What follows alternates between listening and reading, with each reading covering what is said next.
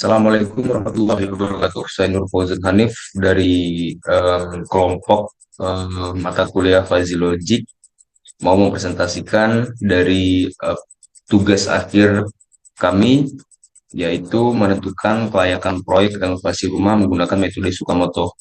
Tapi sebelum itu, saya mau memperkenalkan terlebih dahulu nama-nama daripada anggota kelompok ini.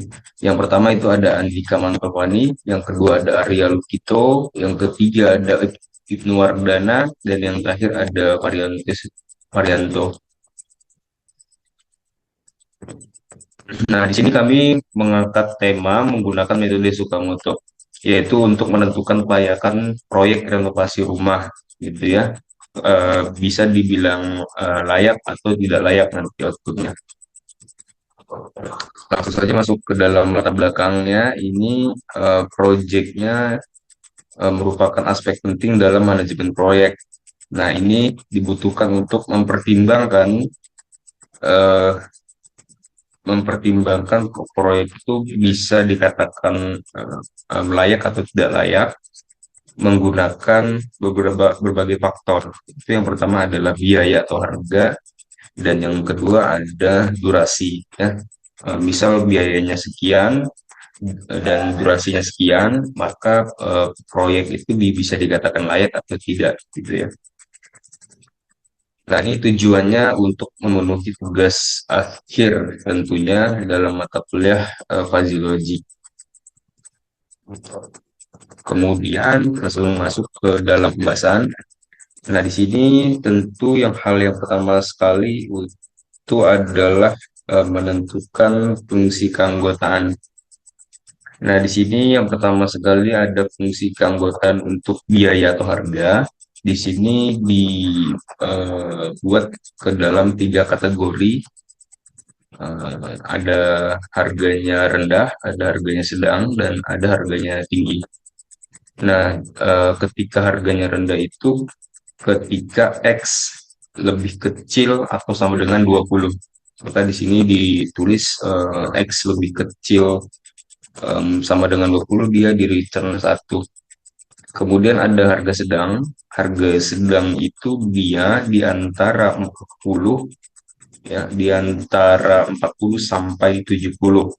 Di sini di return 1 untuk harga sedang. Jadi dia di antara tengah-tengah 40 sampai 70. Itu dikatakan sedang. Kemudian tinggi.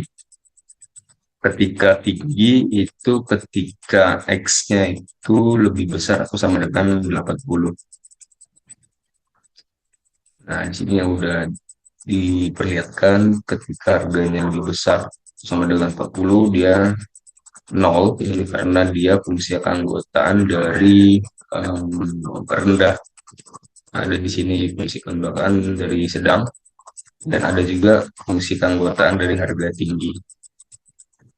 Dia di return 1 untuk harga rendah itu ketika X-nya itu lebih kecil atau sama dengan 20. Begitu juga sedang ketika dia di antara 40 sampai 70, X-nya itu dia jadi return 1. Begitu juga di fungsi pembuatan harga tinggi ketika dia X-nya lebih besar atau sama dengan 80, dia di return 1. Oke, yang kedua itu ada fungsi keanggotaan untuk durasi.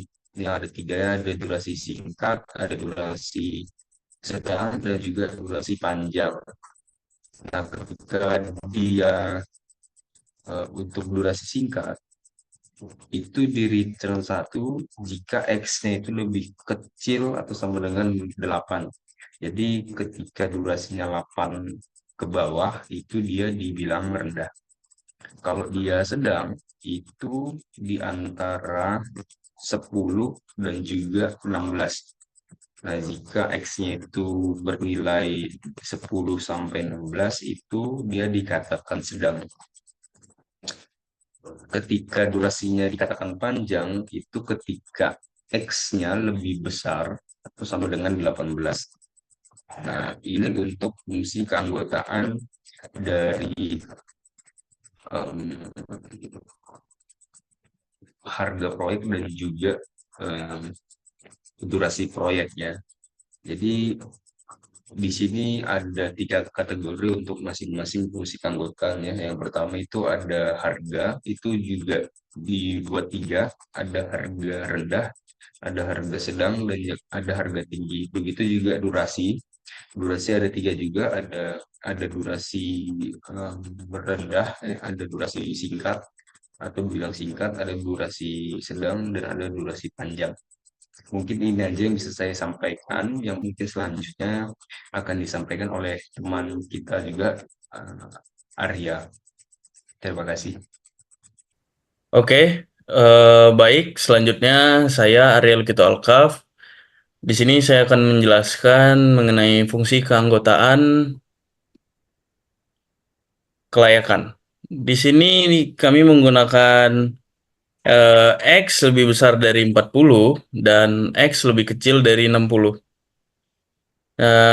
Di mana kami mengambil fungsi keanggotaan kurang layaknya itu dengan nilai eh, lebih besar sama dengan 60, yang mana keanggotaannya adalah 0, tidak atau tidak kurang layak sama sekali. Nilai antara 40 dan 60 keanggotaan berkurang linear dari 1 ke 0. Misalnya, jika 50, keanggotaannya adalah 60 dikurangi 50 dan dibagi dengan 20. Nah, maka hasilnya 0,5. Nilai kecil dari 40, keanggotaan adalah sangat kurang layak. Oke, kemudian fungsi keanggotaan yang layak itu bisa dilihat nilai kecil dari 40, keanggotaan adalah 0, ya, atau tidak layak sama sekali. Nilai antara 40 dan 60 itu keanggotaannya meningkat. Linearnya dari 0 ke 1. Misalnya, jika nilainya 50, keanggotaannya adalah 50 dikurangi 40 dan dibagi dengan 20. Maka hasilnya adalah 0,5. Nah, jika nilainya lebih besar dan sama dengan dari 60, maka keanggotaannya adalah sangat layak. Oke, selanjutnya fungsi defasifikasi. Dapat dilihat pada codingan kami membahas tentang di sini saya membahas tentang defasifikasi kurang layak, yaitu alfa sama dengan 1, nilai defasifikasinya adalah 40, ya, yang paling kurang layak lah. Nah, kemudian alfa sama dengan 0 itu nilai defasifikasinya adalah 60, batas tidak kurang layaknya. Alfa antara 0 dan 1, nilai defasifikasinya dihitung sebagai 60. Alfa eh, 60 dikurangi alfa dikali 20. Kemudian dari fungsi defasifikasi layaknya, itu alfa sama dengan 1 eh, dibagi nilai defasifikasi adalah 60. Itu batas sangat layaknya. Kemudian alfa sama dengan 0 dibagi nilai defasifikasinya adalah 40, itu tidak layak. Alfa antara 0 dan 1, nilai defasifikasinya dihitung sebagai alfa dikali 40 dibagi dengan 60. Oke, sekian dari saya. Akan dilanjutkan oleh teman saya.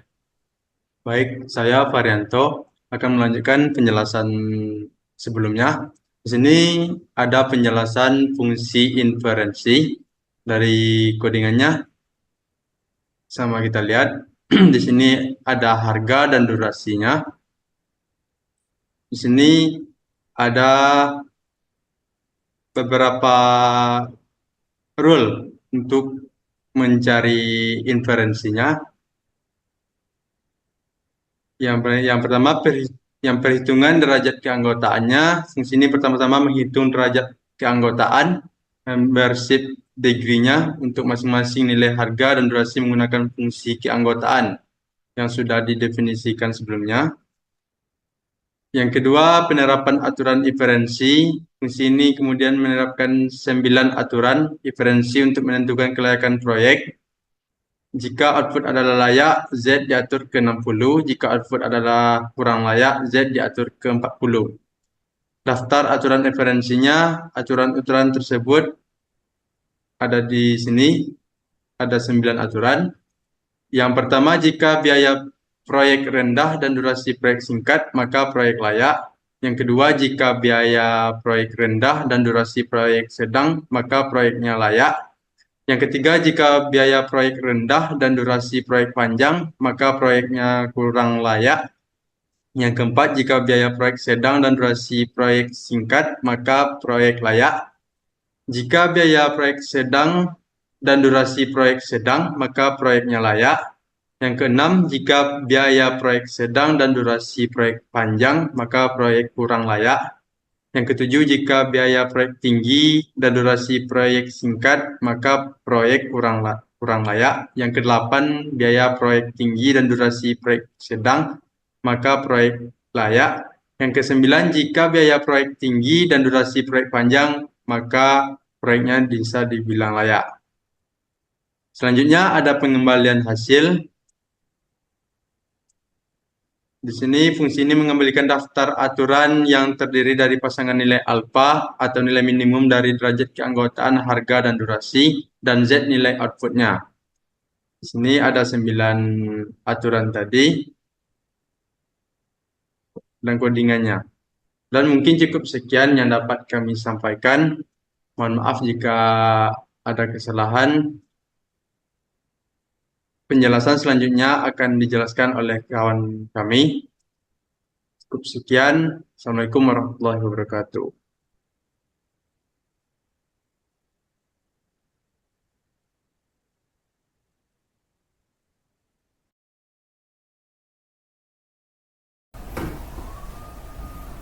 Nah, kali ini saya, Sandi Kawan akan menjelaskan pada nomor 6, yaitu fungsi difusifikasi rules. Nah, di sini terdapat pada kode yang telah di screenshot pada laporan ini, definisi difusifikasi rules, sum alpha sama dengan sum alpha z sama dengan 0, sum alpha sama dengan 0. Nah, ini ya ketok sejarah sudah ada. Nah, di sini fungsi ini untuk mengubah hasil aturan fusi menjadi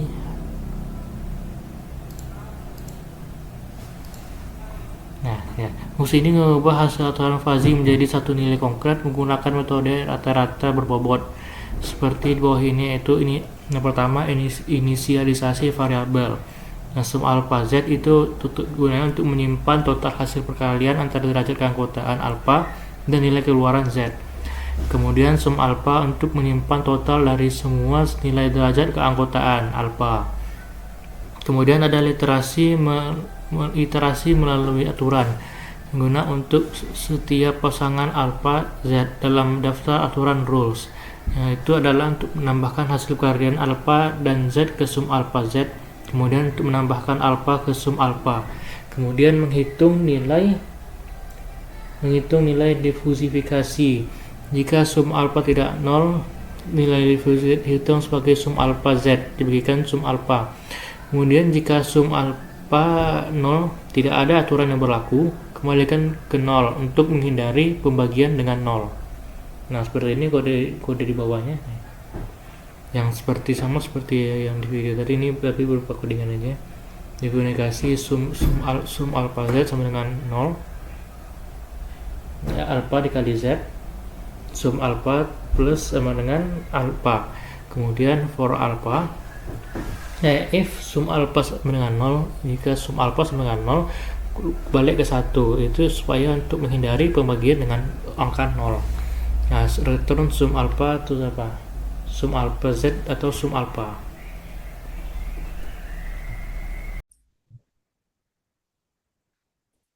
Baiklah, saya Said Nuardana,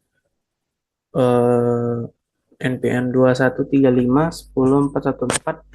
Selanjutnya akan menjelaskan mengenai main program atau program paling akhir dari project kami. Di sini kami menggunakan import matplotlib ini untuk menampilkan bar chartnya nanti. untuk mendisplaykan tabel grafik. Lalu buat jumlah proyek, masukkan jumlah proyek yang Anda inginkan. Seperti yang Ibu minta kemarin, dengan input yang bisa dimasukkan sendiri, sesuai dengan keinginan sendiri. Lalu dibuat dalam bentuk array HP dan DP-nya, jadi disingkat. Kelayakan persen list ini digunakan nanti untuk grafiknya. Selanjutnya, try for i in range jumlah proyek, harga proyek sama dengan float, masukkan biaya proyeknya. Lalu dimasukkan ke dalam array HP tadi. HP.append harga proyek. Nilai yang sudah diinput tadi. Di sini kita menggunakan float karena kita nggak tahu datanya bakalan sesuai dengan integer, bilangan bulat saja, atau ada bilangan koma selanjutnya. Oke, setelah dimasukkan ke dalam array-nya, lalu kita buat lagi perulangan karena dalam jumlah proyeknya, maka selalu ada perulangan.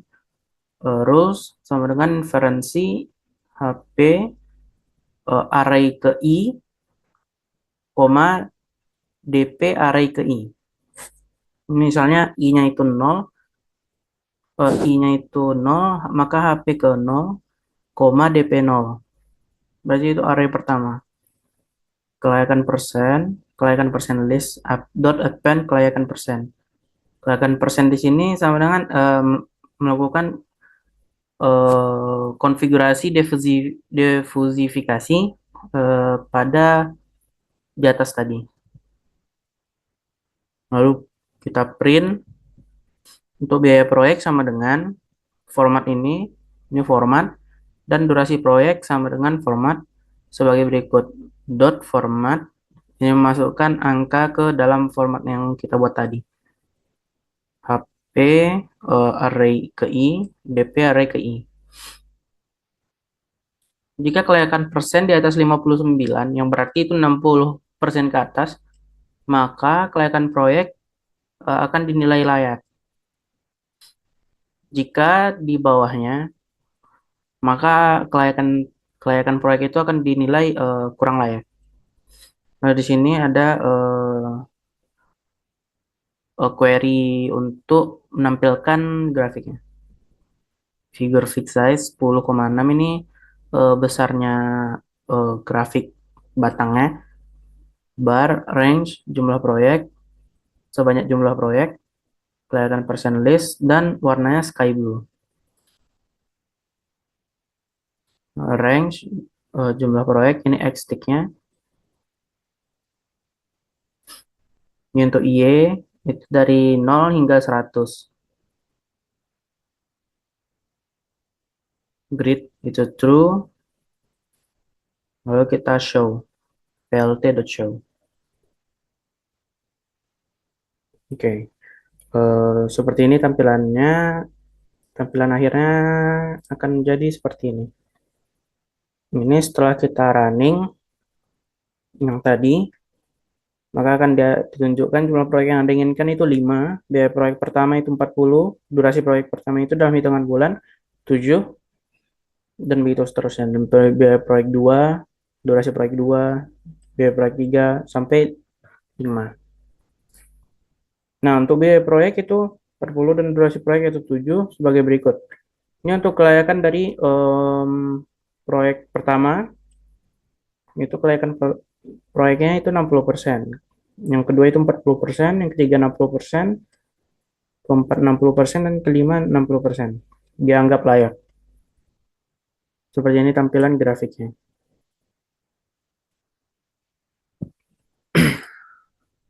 Ini hasil output yang telah kami buat.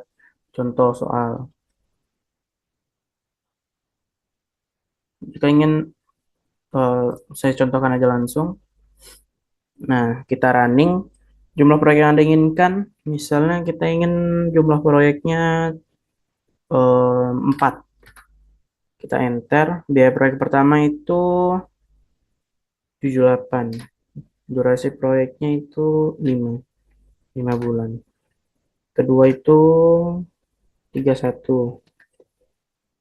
Kita juga bisa buatnya dalam bentuk float ya, karena kita masukkan input datanya itu float, kita bisa masukkan koma. 6. Kita masukkan dengan data float 68,3. Itu kan bulannya 5,5. 91 12,6. Oke. Oh, ini karena di atasnya belum di running. Kita running dulu dari atas hingga ke bawah. Kita masukkan lagi 8. Berapa tadi? Ya, masukin aja 6. 1